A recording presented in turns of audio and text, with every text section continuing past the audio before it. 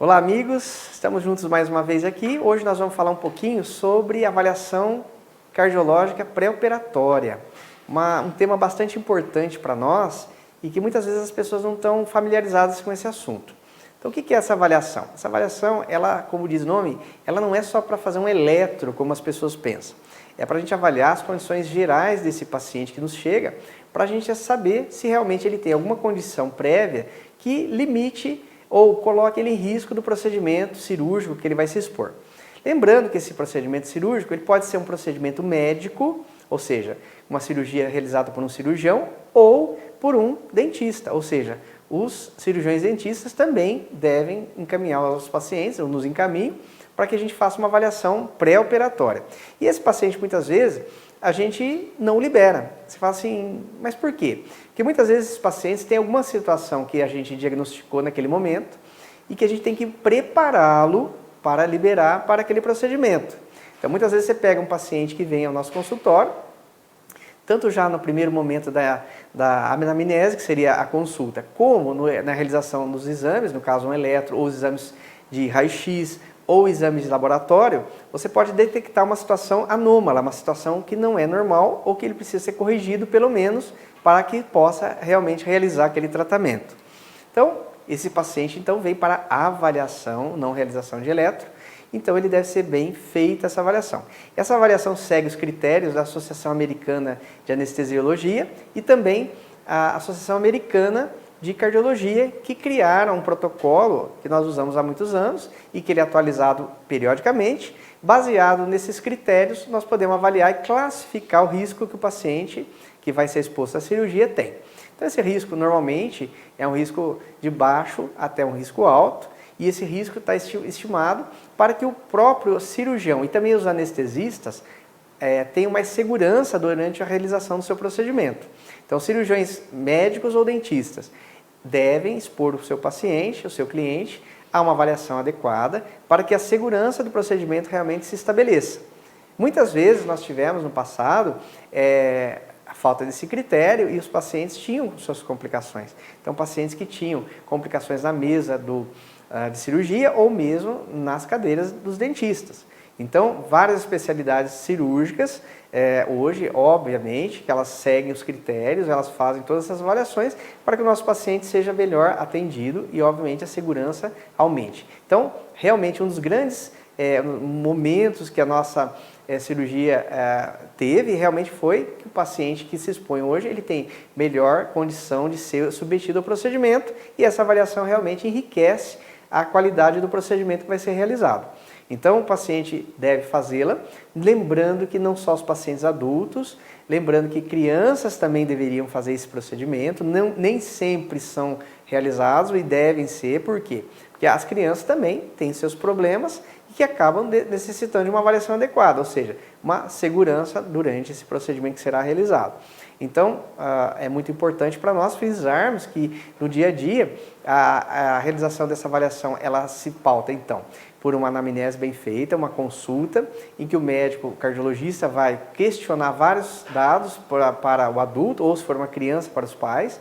Através desse questionamento, ele passa para o exame físico, em que através desse exame físico ele já detecta alguma anormalidade que possa existir e também se valendo de exames subsidiários, que também vão servir não somente ao médico, mas também ao próprio cirurgião, ao anestesiologista, né, para que eles se pautem durante os seus procedimentos. Então, no caso da anestesiologia, alguns parâmetros respiratórios, cardiológicos também vão ser monitorizados durante o procedimento. Então, saber quem é o paciente prévio e o durante o procedimento vão estar sendo avaliados também nos exames que a gente mesmo já realizou previamente. Então, sabendo diferenças que possam surgir durante o procedimento. A partir dali, então, o paciente realiza esses exames são trazidos de volta ao consultório, o paciente é avaliado de uma maneira adequada e ele acaba realmente recebendo um laudo de avaliação pré-operatória para que ele leve ao seu cirurgião.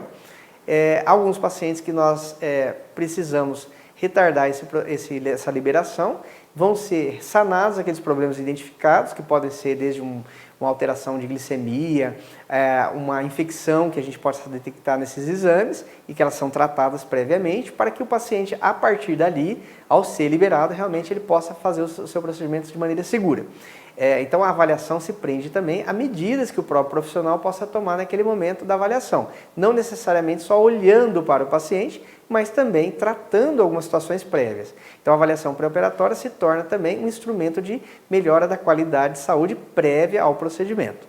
Então, muitas vezes o paciente também necessita de algum exame subsidiário, como é o caso de alguns pacientes nossos, que precisaram até de um cateterismo no pré-operatório. Ou seja, de uma detecção de uma situação anômala, a gente aprofundou a investigação, houve até necessidade de tratamento de uma artéria coronária, ou seja, feito um cateterismo com stent, a colocação de um stent, para que daí o paciente pôde ser liberado para aquele procedimento que era um procedimento comum de cirurgia convencional, porém ele não estava apto a fazer. Então, na medida do diagnóstico, nós também interferimos sobre aquela situação para que o paciente sane, resolva aquela situação que não está possibilitando a sua liberação hoje.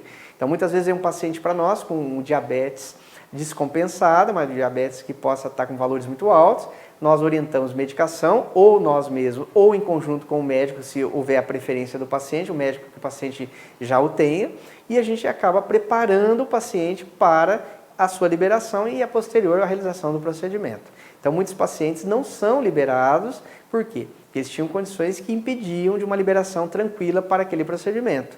Então, por isso que a avaliação se torna tão importante. Ela não é só uma medida de avaliação, mas de maneira a interferir e realmente melhorar a qualidade da saúde do paciente como um todo.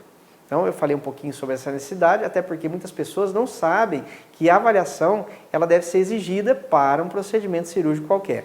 Ou seja, melhora a sua efetividade e a qualidade do procedimento e, obviamente, com o risco de complicações muito diminuídos, que é o que aconteceu no mundo inteiro hoje, a partir do momento que essas avaliações foram exigidas a nível mundial. Então, hoje esse procedimento ele se pauta globalmente por uma série de critérios, né, esses critérios estabelecidos internacionalmente, e que óbvio que nós fazemos hoje o mesmo que nós fazemos em qualquer parte do mundo, nós aqui no Brasil fazemos, e isso acaba melhorando a qualidade geral do paciente nosso submetido a procedimentos de intervenção.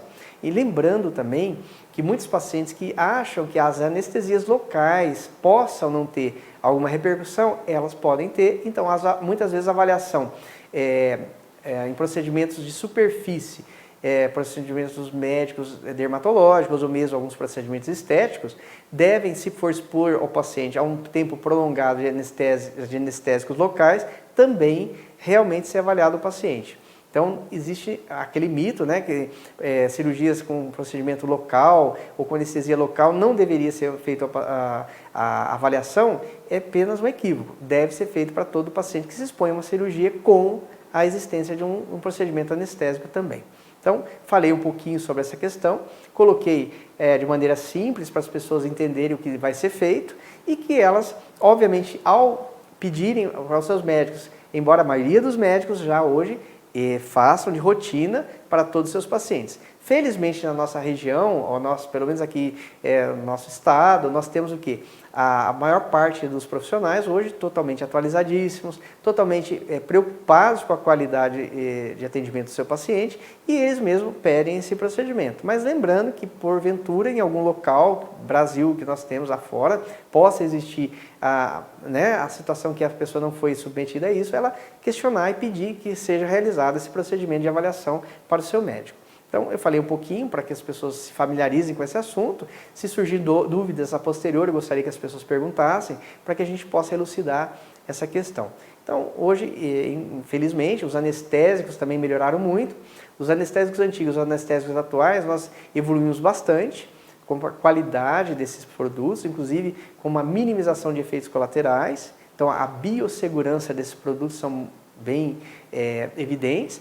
E também a questão das técnicas cirúrgicas, que também diminuíram muitas vezes o tempo cirúrgico, né? Outros procedimentos cirúrgicos bastante refinados que nós temos hoje, que também melhoraram muito a qualidade das cirurgias que serão realizadas em todas as áreas cirúrgicas que nós temos hoje.